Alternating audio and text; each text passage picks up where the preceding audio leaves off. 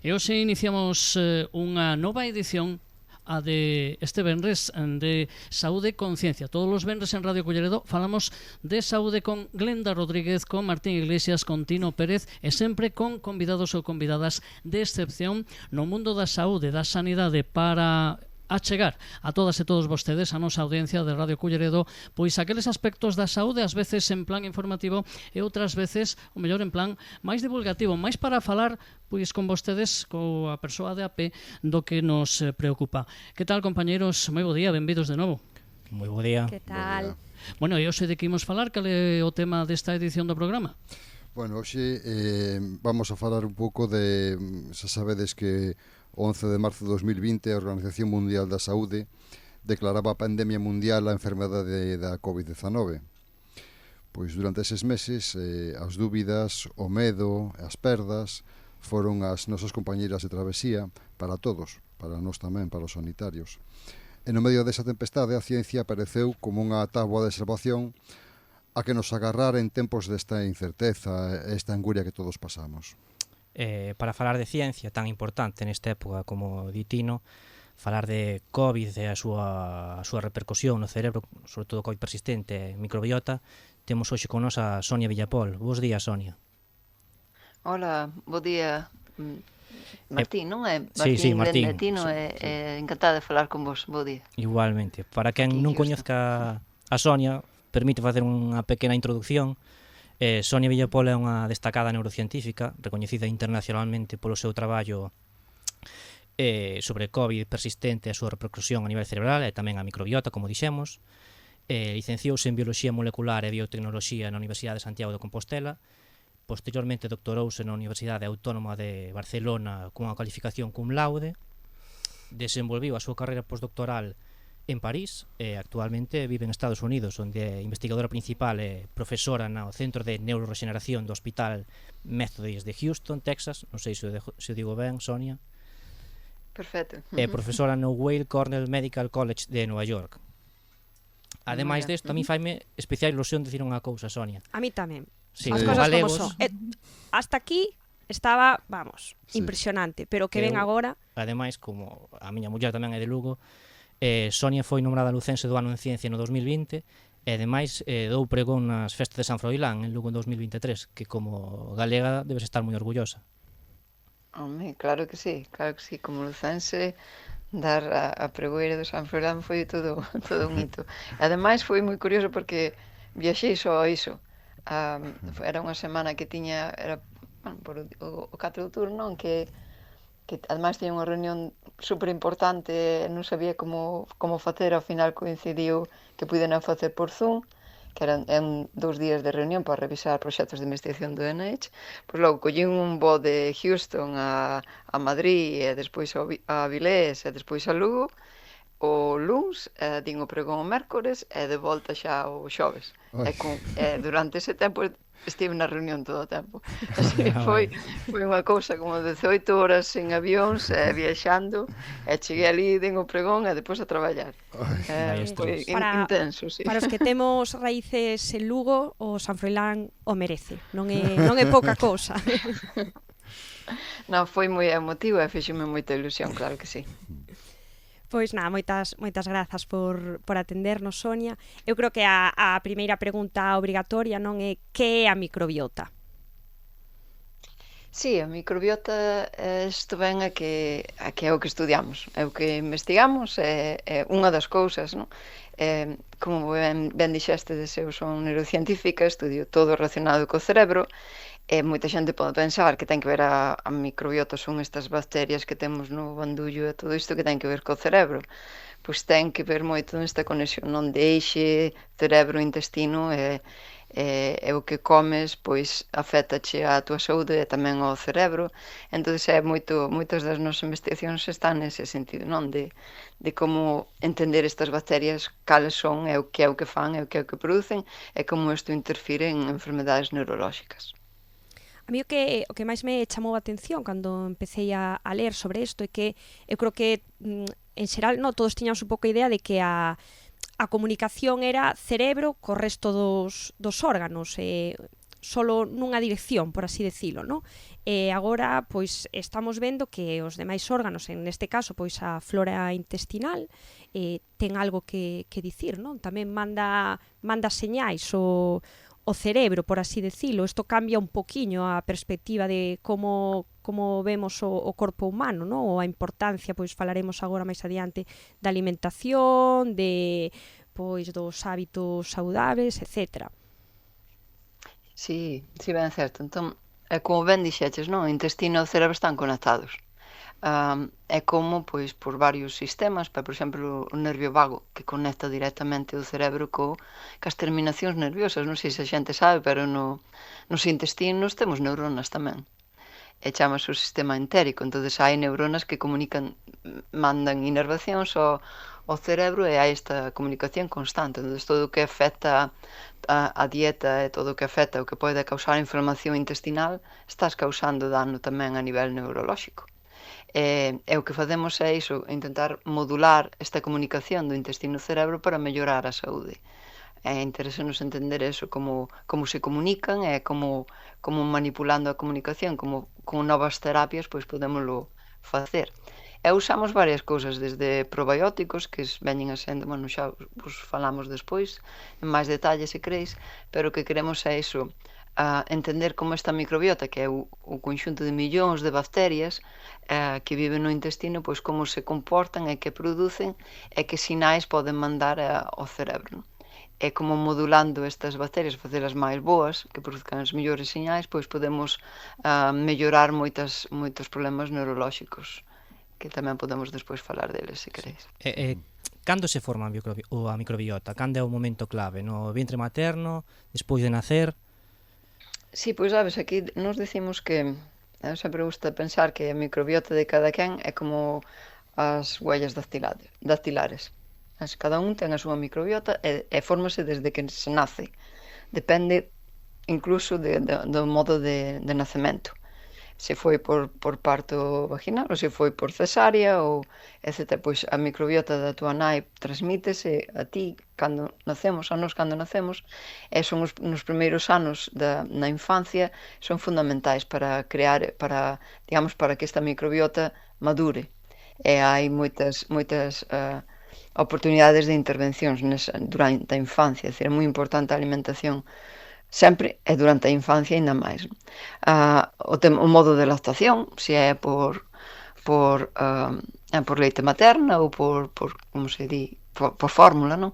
E logo a alimentación durante a infancia, a cantidade de azúcares e todo isto, todo vai modulando que é a maduración da microbiota que se vai acompañar no resto da vida. E os hábitos saudables e todo isto, cando somos cativos, son fundamentais para formar esta microbiota que logo vai modular o sistema inmune de moitas maneiras de cando somos adultos. A iso me refería, iba a falar agora tamén, non? De preguntarche pola importancia dos hábitos na infancia, pero tamén nos adultos. Que podemos facer para cuidar esta microbiota? Como dixeches, debe xogar un papel moi importante a dieta ou o exercicio físico, e incluso algunhas veces nomeas algún estudio o estrés e a falta de sono que poden influirnos na nosa microbiota. Sí, é fundamental, obviamente. Xa non fai falta, a xente pode pensar, vai novedade, non? Pero é verdade, comer ben é moi importante. Pero é máis importante tamén alimentar ben as bacterias que son boas, e por iso hai alimentos que favorecen iso, non? E isto conséguese con a dieta rica en froitas, verduras, legumes, cereais, alimentos fermentados, todo isto que poida beneficiar estas bacterias boas. E non só a comida conta tamén, como ben dixo, o exercicio regular tamén se ve que favorece as boas bacterias, mellora, digamos, o equilibrio entre elas, non? E ao final, todo isto ao final ven a contas para crear un microambiente nos intestinos que favorece a resposta antiinflamatoria. É dicir, todos estes bons hábitos pois reducen a inflamación. A inflamación é a causa de múltiples enfermedades, non só a nivel neurolóxico, pero todo tipo. Entón é fundamental iso, non é os sucres e todo isto, os niveis de glucosa, todo iso vai modulando. Calquer factor afecta a microbiota, de feito. de fumar ata o alcohol, todo isto cambia a microbiota, non? E hai moitas enfermedades que están moi relacionadas con iso. O comentábamos o outro día falando que parece que como é algo que dicimos tanto na consulta, non? Parece xa como un mantra, hai que comer ben, hai que facer exercicio, que xa non se ve solución, parece, bueno, eso é o que din sempre, pero xa parece que non se ve como unha solución tangible, e ao contrario, era a cousa máis fácil de facer, a que máis depende de nós, a máis natural, tamén neste caso, coa microbiota, pois unha dieta saudable, exercicio, calidade de sono.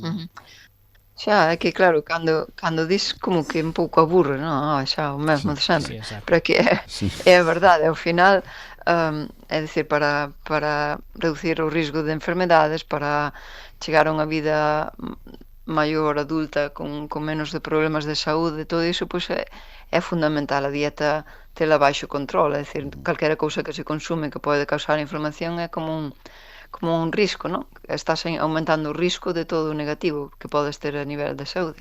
O que pasa é que a xente moitas veces, claro, vas con problema e sempre che recalca faz un pouco pesado. A xente ao mellor quere algunha solución máis rápida, non? Dame unha pastilla por aí, recétame algo, e así xa o tomo e olvídame o problema, depois sigo sen cuidarme, pero non, creo que a xente está máis concienciada. Por exemplo, nos Estados Unidos, bueno, hai modas e modas, non? Pero o da vida saudable está agora máis reforzado, e sobre todo nunha sociedade con tanta obesidade como é aquí. A obesidade destroza a microbiota, ponche unha disbiosis tremenda, non? Porque, claro, a grasa contén esa inflamación. Pero hai moito. Por exemplo, por primeira vez na historia, como que se reduciron moitísimo os niveis de consumo de alcohol.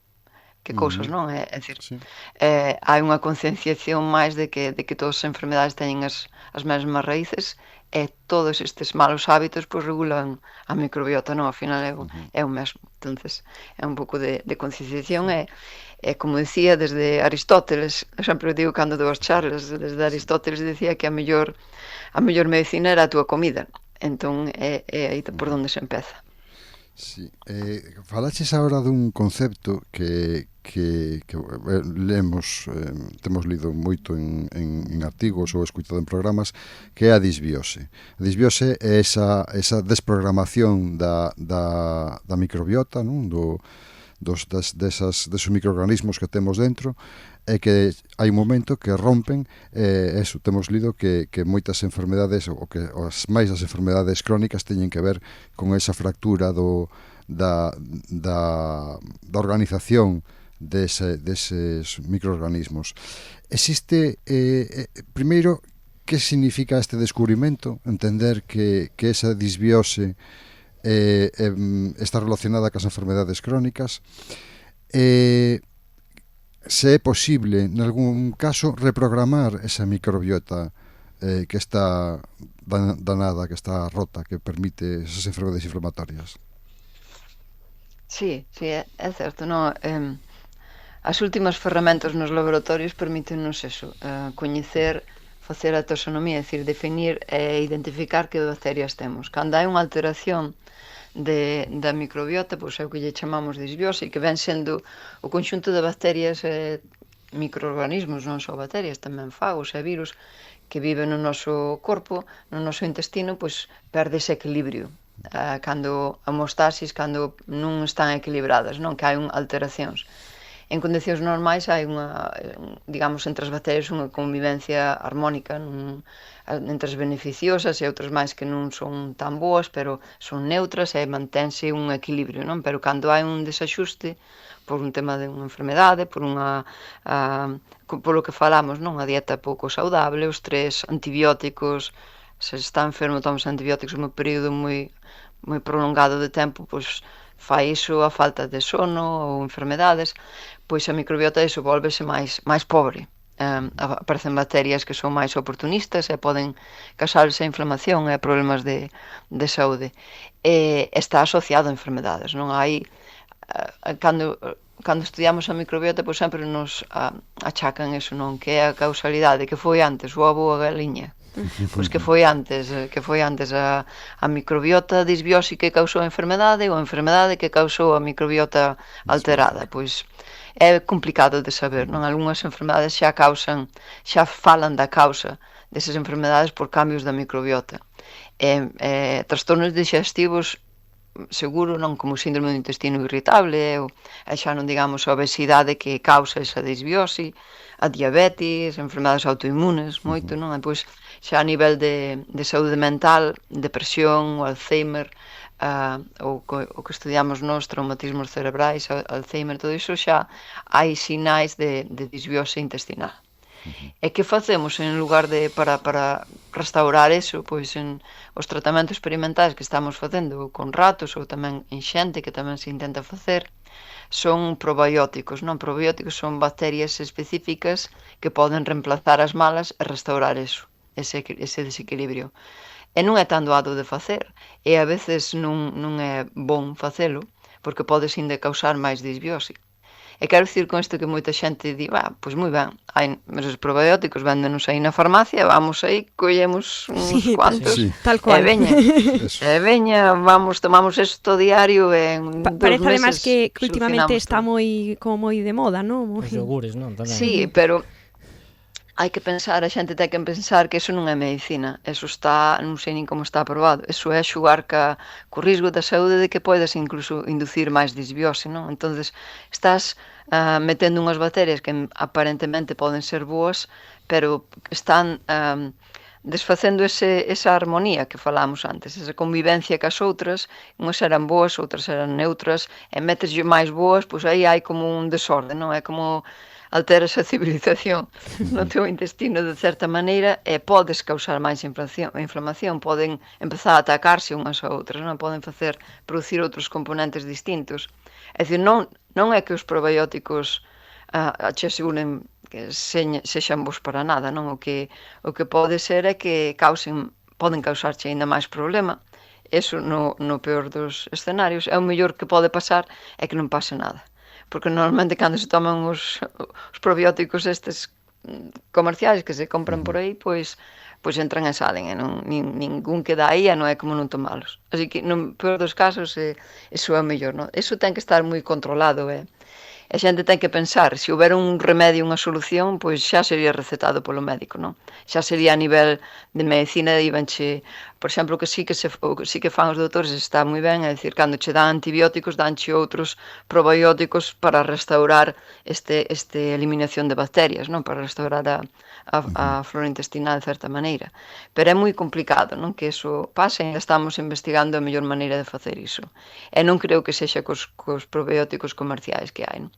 Eso é máis, o que se pode facer mellor é conseguir esses probióticos ou esta dieta boa na comida, comer ben, comer saudable é o mellor que se pode facer nesas circunstancias, pero non recomendo para nada ir veña coller cesto da compra e veña cargarse de probióticos e automedicarse desa maneira, eso pode ser moito peor.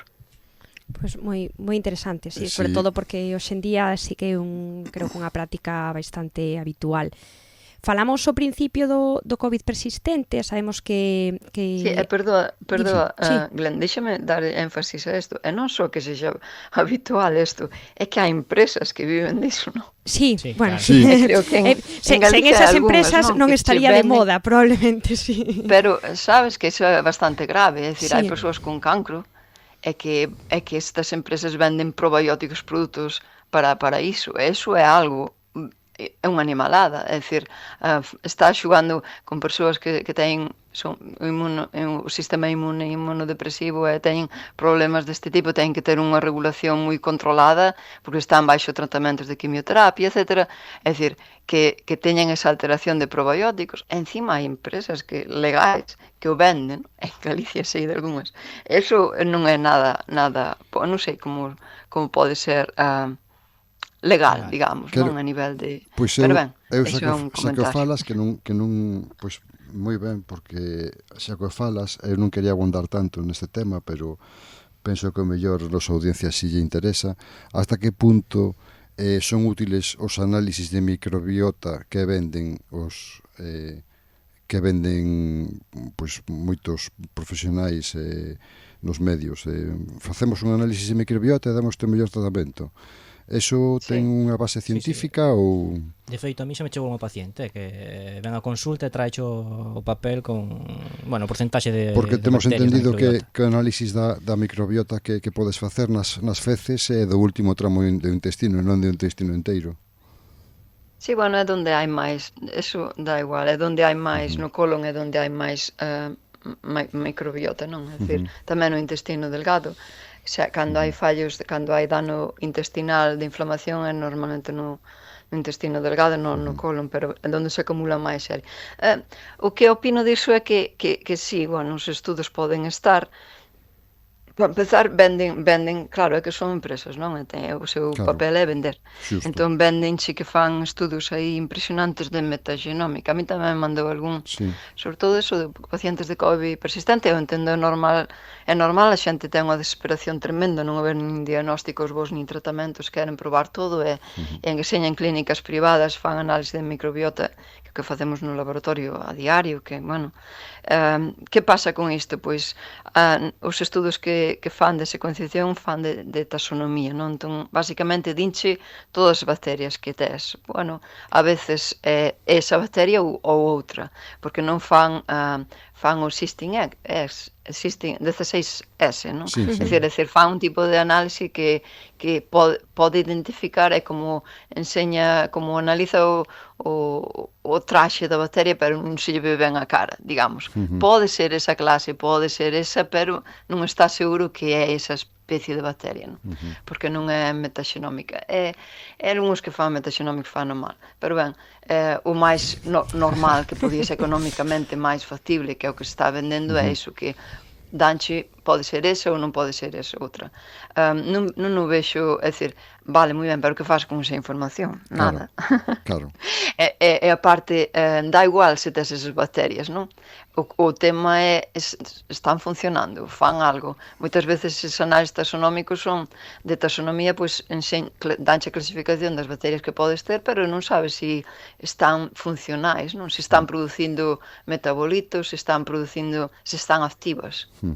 E iso é un outro tema que tens que facer uns análises máis en profundidade e iso xa son máis caros a día de hoxe, non? Fai 4 anos nos ninos podíamos facer, non? Agora xa baixou o precio e podemos facer eso a nivel de experimental no laboratorio, pero digamos que o paciente, claro, ven con eso e traecho a consulta e enséñacho e di, bueno, moi ben, pero que faz con esa información? Claro. É o problema que hai, non? É algo ten moita lógica e vaise facer moito mellor no futuro cando falemos de medicina personalizada, non? Cando vai ser obrigatorio facer un análise de sangre e un análise da microbiota.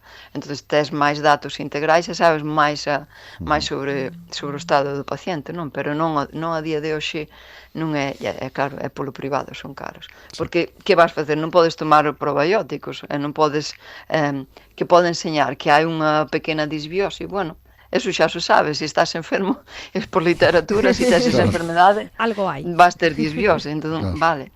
É dicir, tens que tomar eses probióticos? Probablemente non, é moi arriesgado, non hai ninguna proba que che diga que vas a restaurar o microbiota. Que podes facer? Comer mellor? Bueno, pero eso xa o sabíamos antes de facer o análise. Entón, sabes, ao final é como volver a empezar e hoxe en día non, para min é un pouco timo, pero bueno, ainda así non lles costa moito. Pero non é unha información que é moi válida, non? Facer algo máis en profundidade da análise. Falaches antes do... Dime, Sonia. Non, se queréis falamos, non sei, de algúns estudios que facemos en relación a eso, que temos os estudios hoxe en día, pero é un exemplo, non, que se pode facer da microbiota de pacientes. Por favor. Temos dous abertos, bueno, un que máis me interesa é o do Alzheimer, con pacientes do Alzheimer, pero eso está... non teño moitos resultados. Temos outro bastante de pacientes con ictus, non? Entonces, traballo cunha doutora que é neuróloga vascular, entón ten os pacientes que lle administra a estimulación do nervio vago transcutáneo, non é invasivo, entonces axúdalle a recuperación aos pacientes co ictus meses despois, axúdalle na fala, nos movimentos, nos tremores e a nivel neurolóxico tamén. Entonces, o que estamos analizando é a microbiota antes de facer esa intervención, e pois miramos a microbiota despois e meses despois, non? Entonces vemos patróns de similitude, non? Que bacterias poden xugar un papel nesa modulación, neuromodulación se chama. Entón, para iso, sería moi interesante coñecer que bacterias para facer intervencións, para favorecer esa estimulación, que de feito para mí é o máis novo do que se está facendo. Pero o papel da microbiota aí descoñeces, entonces ese é un estudio que levamos a cabo. E non sei se vos interesa o de fútbol americano. Sí, Bueno, tiñámoslo aquí Martín. apuntado, sí. Aquí Martín anda Martín tolo o ten con eso. apuntado, isto iba a caer. Sí. Sabes o que pasa, Tes Sonia? ser unha Tino- pregunta en relación a esta. No, Tino non é moi deportista. Dixenlle o da NFL e non sabía o que era NFL. E tuve que explicar. Temos sorte, en NFL coñece ben porque nos pagan. Claro. Porque vos estades É estudiando... a Liga Nacional de Fútbol Americano, Players Association, que é a asociación de xogadores veteranos, non? É dicir, non é a liga que lles paga, que fan un negocio, que sabedes que aquí o fútbol americano nos Estados Unidos é, bueno, o deporte número 1, e teñen millóns e millóns de dólares, pero non sei se vistes fai pouquiño, non, unas novas este tema de un xogador de fútbol americano que entrou na sucursal en Manhattan, non, nos edificios da NFL e quería matar a todos. Tiña unha nota no pantalón durante college, durante a universidade, non, foi cando se viu máis afectado, e tiña unha nota que poñía, por favor, estudiade o meu cerebro, e pois suicidouse. Suicidouse pegándose un tiro no peito, non na cabeza, non? Porque quería que estudiaran os imaginados, non? Que desesperación. Pois esa é unha enfermedade que é neurodegenerativa e pasa cando se reciben moitos golpes na cabeza e afecta sobre todo a nivel de saúde mental, pero é acumulación de placas como o de Alzheimer no cerebro desde que son moi novos, desde que xogan. Pois ese é o estudo que temos nós agora aquí, empezamos fai 5 anos, agora este ano estamos 2 anos máis, esta asociación pois patrocínanos, financianos o estudo para intentar mirar o papel da microbiota aí como biomarcador, non? Entonces, iso temos 160 estudiantes, atletas de todos os niveis, dende xogadores de básquet, que tamén teñen moitos golpes na cabeza, ainda non sei como, porque, non sei como fan, chocan moito unhas cas outras. E logo temos xogadores de fútbol de europeo, e despois os xogadores, os rapaces de fútbol americano, e depois temos os controis, que son os corredores. Tamén temos algún nadadores tamén que fan swimming e iso, pero a veces chocan ca cabeza pola borde da piscina, non sei como fan, pero Sí, xa é máis difícil. xa é un misterio, non sei. Cando teñen golpes na cabeza os nadadores, non sei como. Non serán os vos, o que? Os seguides van a ser os tenistas. Exacto, temos tamén tenis. Ainda de béisbol tamén tivemos un golpe, unha contusión, e foi porque chocou con outro, claro, cando estaba, son casos raros, non? Pero o que queremos saber é que estes rapaces, sobre todo o equipo de fútbol americano, ten moita presión para xogar, non, obviamente. Se ten unha contusión non o din, ou se non nos pescan, non? Se os pescan cando é nun partido, claro. Entón teñen unha fase de recuperación, non hai tratamento para isto, teñen só que descansar, non? Pero o que pasa é que non se ve nada a través da neuroimaxen. Fanlles unha resonancia, na cabeza teñen todo limpio, todo ben, entón queren volver a xogar. E o problema é que esta acumulación de golpes causa inflamación crónica. E tamén cambia, non sei o que descubrimos, publicamos fai 3 anos, é que cambia a microbiota. Un simple golpe na cabeza cambia a microbiota durante meses. E entón ese é o noso biomarcador. Entonces consideramos eso, queremos facer un perfil de diagnóstico basado na microbiota para facer un seguimento de cando estarán recuperados desa inflamación ou non. E ben, para eliminar de alguna maneira esa inflamación para que non lles cause eses problemas a largo prazo. Isto pode ser a calquer deporte, non? Sobre todo os rapaces novos. E igual, ademais de como diagnóstico, nun futuro pode ser tamén como solución, non? Sabemos que aí hai unha inflamación, pois igual extrapolable o que falábamos antes de outras pois enfermedades, non? Alzheimer, Parkinson, depresión, que COVID persistente, que creo que tedes aí algún estudio, que sabemos que hai aí un marcador que dice, pois aquí hai unha inflamación, pois aparte de ser diagnóstico, tamén igual ser tratamento. Claro, entón esa é a idea. Entón temos varios tratamentos que estamos probando con ratos, con animais antes, e despois tamén para a idea diso, para extrapolalo e facelo translacional á clínica, é desde tratar con antibióticos específicos que eliminen todas as bacterias malas, e depois que se vai restaurando as bacterias boas, ou con unha dieta específica, ou con unha simple bacteria, unha especie de bacteria que pode reemplazar todo isto. Temos algunhas que son moi beneficiosas, e hai distintas maneiras de administrala xunto con prebióticos, que é como a comida como os probióticos son as bacterias, non as boas que podemos tomar, non? As boas. Os prebióticos son as fibras que alimentan estas bacterias boas. Logo, os posbióticos son estes compostos, os produtos desas bacterias que se poden administrar desa maneira, non? Como outro componente. É dicir, o que producen bon esas bacterias, pois tomalo directamente, non esperar que esas bacterias o produzcan. Entón, hai varias alternativas, e hai que buscar, sí, claro, a nivel de tratamento, non cal sería mellor. Estamos niso. Pero por lo que dis, estamos en proceso de investigación todavía. Non hai nada determinante, nin hai tratamentos específicos, nin hai todavía liñas de... Quero dicir, non se pode, polo de agora, aínda non se pode aplicar a clínica na que traballamos todos os días. O que podemos traballar é o que dixeches antes, non? Como podemos alimentar ben a nosa microbiota, como lle podemos dar de comer a nosa briota, como podemos coidala, non? O exercicio físico que falábamos, unha alimentación variada, ben hidratados, e boa calidade de sono, así un pouco en conxunto, non? Eso é o que podemos facer pola nosa microbiota hoxe en día. É así. Exactamente. É así, é certo.